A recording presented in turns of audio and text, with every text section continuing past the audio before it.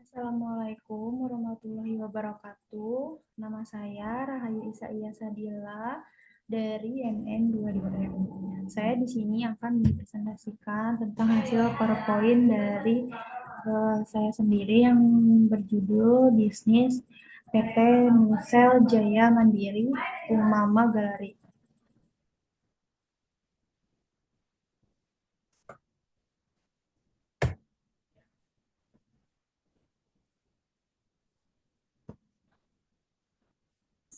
Latar belakang.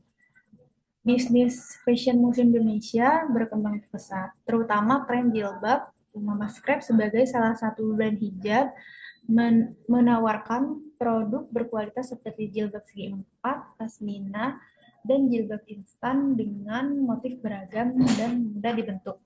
Strategi pemasaran efektif termasuk viral marketing dan harga terjangkau, menjadikan produk ini diminati oleh berbagai kalangan. Dengan fokus pada kualitas, inovasi, dan nilai syar'i, Umma Scrap menginspirasi wanita muslimah Indonesia untuk tampil percaya diri. Rumusan masalah di sini ada 5. Yang pertama, bagaimana kebutuhan legal bisnis untuk PT Usaha Nusel Jaya Mandiri atau Umama Galeri. Yang kedua, bagaimana dukungan peluang pasar dan pemasaran.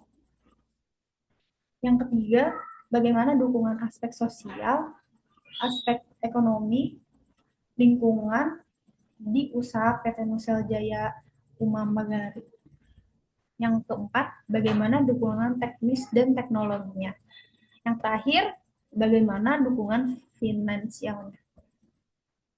Ini kajian aspek legal bisnisnya ini di usaha PT Nusel Jaya Mandiri di bidang usaha retail fashion muslim dan beralamat di Jawa Barat. Struktur organisasinya terdiri dari yang pertama ada direktur utama. Di direktur utama dibantu oleh divisi operasional yang terdiri dari kepala toko dan staf penjualan. Di divisi pemasarannya ada tim pemasaran dan digital marketing. Di divisi keuangannya tentu ada akuntan dan keuangan. Yang terakhir di layanan pelanggan yaitu ada tim atau layanan pelanggan.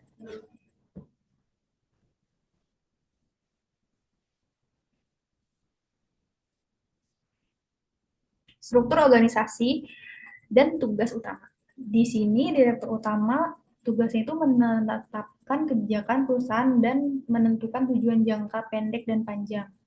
Yang kedua, kepala toko memimpin tim karyawan, terutama merekrut, melatih, dan mengembangkan staf.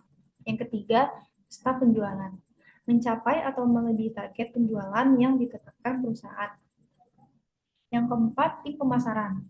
Tugasnya itu mengembangkan strategi pemasaran, kampanye iklan, promosi, dan pemasaran konten. Yang kedua, tugasnya mengelola distribusi konten di media sosial, yaitu seperti Facebook, Instagram, Twitter, WhatsApp, untuk meningkatkan engagement. Yang kelima, akuntan dan keuangan. Tugasnya itu mencatat atau memantau transaksi keuangan secara akurat. Yang kedua, menyiapkan entry buku besar. Yang keenam, tim layanan pelanggan. Menjawab pertanyaan dan menangani keluhan pelanggan. Dan yang terakhir, tugasnya memberi solusi yang memuaskan untuk memastikan kepuasan pelanggan. Di sini ada aspek pasar dan peluang bisnis. Di sini kita difokuskan untuk calon konsumen itu di pelajar SMP, pelajar SMA, mahasiswa, karyawan, dan masyarakat. Di sini tercatat di minggu ke-1 untuk pelajar SMP itu ada 100, SMA 160, mahasiswa 200, karyawan 370, masyarakat 500, dan sampai minggu-minggu ke-4 itu di pelajar SMP ada 330, pelajar SMA 340, mahasiswi 440, karyawan 600, dan terakhir masyarakat 800, dan di total dari minggu ke-1 sampai ke-4 840 masing-masing ditotalkan. Dan totalnya di total kembali lagi jadi 7.920. Ini untuk analisis potensi pasarnya. Di sini ada bauran pemasaran rumah Mas Craft. Yang pertama ada produk. Menawarkan jilbab segi empat, pasmina, dan jilbab instan dengan berbagai desain, warna, bahan seperti polycotton, dan foil miracle yang diminati oleh berbagai usia. Yang kedua ada harga. Produk dijual dengan harga terjangkau mulai dari 23.000 hingga 63.950.000, mengutamakan desain terkini dan bahan berkualitas. Yang ketiga, lokasi. Fokus pada area dengan populasi wanita musim tinggi, seperti perumahan atau pusat perbelanjaan untuk menjangkau target pasar utama. Yang terakhir, promosi. Menggunakan media sosial seperti Instagram, Facebook untuk berbagai konten menarik, iklan digital berbayar, dan acara langsung seperti bazar untuk meningkatkan kesadaran merek. Ini ada strategi untuk masa depannya, yaitu pemasaran digital tetap menjadi fokus utama melalui konten interaksi dan kolaborasi dengan influencer, inovasi desain seperti hijab berbahan ramah lingkungan atau anti air. Juga menjadi peluang menarik nih. Teknologi pemasaran seperti analisis data dan e-commerce akan terus dimanfaatkan untuk menjangkau pasar lebih luas.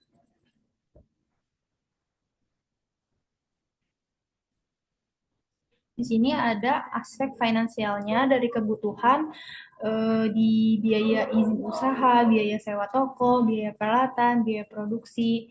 Kita dijumlahkan total kebutuhan modal usahanya itu dari 200 juta.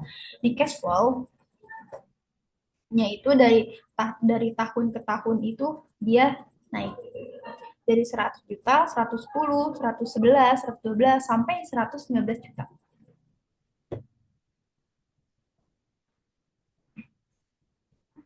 Analisis payback period.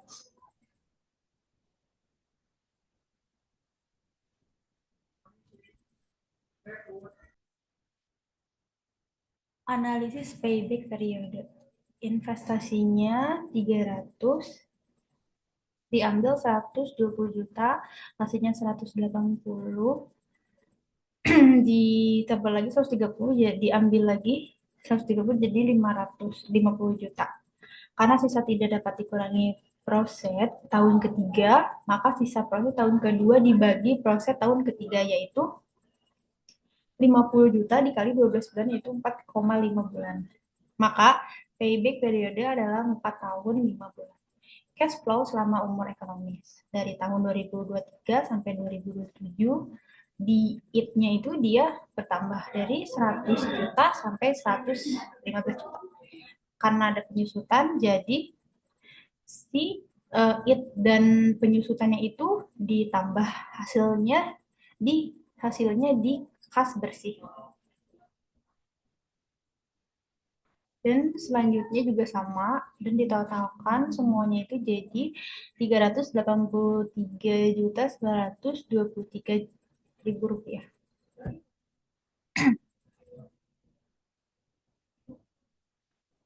Average rate of return hasilnya itu di 73%, dan di net present value-nya itu di 383.923.000 rupiah. Profitable index-nya itu jika P1 lebih dari 1 itu layak. Kalau jika P kurang dari 1 tidak layak. Dan sebaliknya. Analisis potensi pasarnya.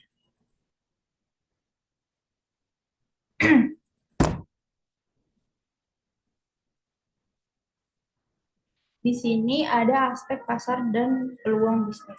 Manajemen sumber daya manusia di toko hijab Umama mencakup perencanaan kebutuhan karyawan, pengorganisasian tim, pengarahan pelatihan, serta pengawasan untuk memastikan efisiensi kerja.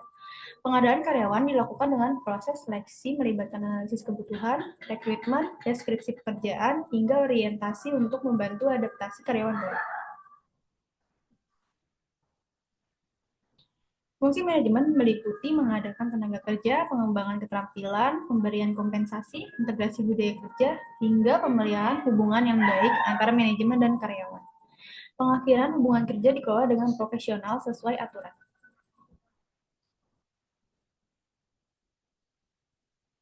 ada aspek pasar dan peluang bisnis. Toko hijab Umama sebagai entitas bisnis berfokus pada penjualan hijab berkualitas dengan struktur organisasi yang jelas.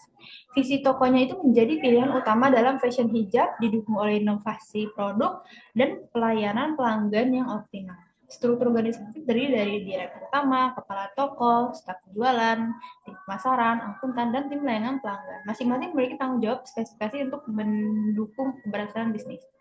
Strategi rekrutmen dilakukan melalui platform digital dan komunikasi lokal untuk menarik kandidat yang sesuai. Setelah seleksi, pelatih diberikan untuk meningkatkan kompetensi karyawan dalam produk layanan pelanggan dan budaya kerja. Dengan pendekatan ini, Umama berkomitmen pada kualitas produk dan kepuasan pelanggan untuk mempertahankan posisinya sebagai brand hijab terkemuka. Selanjutnya ada aspek teknis atau operasi. Penentuan lokasi usaha. Nah, di sini pemilihan lokasi untuk toko hijab itu sangat penting dalam menentukan kesuksesan bisnis. Lokasi ideal mencakup wilayah dengan populasi padat, mudah dijangkau oleh transportasi umum, dan dekat dengan pusat perbelanjaan, pasar, atau institusi pendidikan. Hal ini bertujuan untuk menarik pelanggan potensial dan mendukung perkembangan usaha.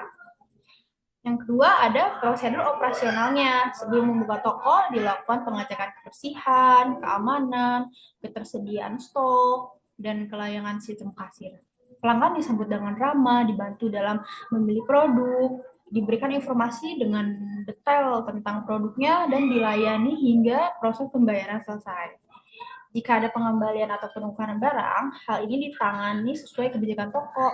Stok diperiksa secara rutin untuk memastikan barang tersedia dalam jumlah cukup dan sesuai kebutuhan pelanggan. Penutupan toko dilakukan dengan memastikan keamanan, mencatat laporan penjualan, dan merapikan barang. Pengelolaan keuangan meliputi pencatatan transaksi, penyusutan laporan, dan pengelolaan pembayaran kepada pemasok. Yang terakhir ada metode penilaian lokasi. Penilaian lokasi dilakukan melalui metode penilaian hasil value, perbandingan biaya dan analisis ekonomi. Toko Umama Hijab memilih Karawang dan Bandung sebagai lokasi strategis berdasarkan hasil penelitian tersebut. Kesimpulan aspek teknis atau operasi. Hijab Umama memilih Karawang sebagai lokasi strategis berdasarkan penilaian value, biaya, dan analisis ekonomi yang mendukung aksesibilitas target pasar utama, yaitu masyarakat dan karyawan. Prosedur operasional dirancang terstruktur untuk memastikan kelancaran layanan, mulai dari penerimaan pesanan hingga menjadi kualitas hijab. Pilihan lokasi ini mencerminkan efisiensi biaya dan komitmen perusahaan dalam mengoptimalkan operasi tanpa pengorbanan kualitas.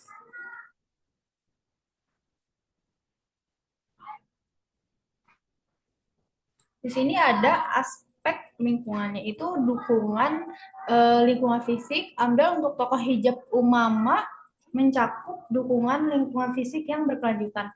Lokasi usaha harus strategis dengan akses transportasi yang baik tanpa merusak ekosistem lokal. Dukungan lingkungan makhluk hidup.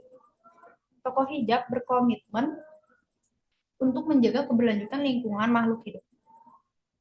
Bahan baku ramah lingkungan seperti katun organik dan pewarna alami.